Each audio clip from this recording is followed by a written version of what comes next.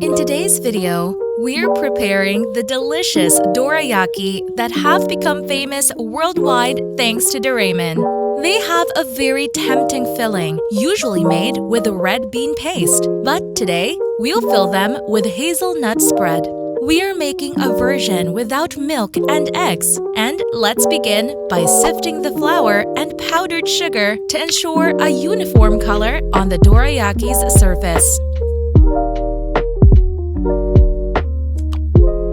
Add a teaspoon of baking powder, a pinch of salt, and gradually pour in 180 grams of plant-based milk, mixing until you get a smooth batter. Be careful not to overmix, as it might lead to excessive rising. Next, we'll cook the pancakes on a slightly greased pan over low heat to achieve an even color and optimal rising.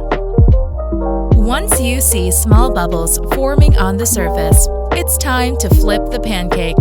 Transfer each cooked pancake to a plate and proceed with the rest of the batter.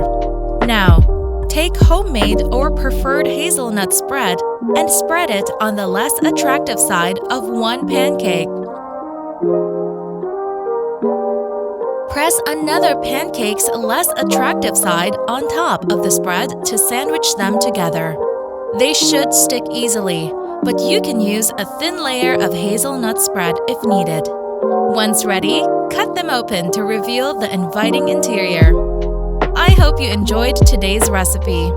You can find the written ingredients in the video description. Don't miss the next videos by subscribing to the channel and leaving a like and feedback on the recipe. As always, I'll be waiting for you here on the Green Kitchen channel in the next video.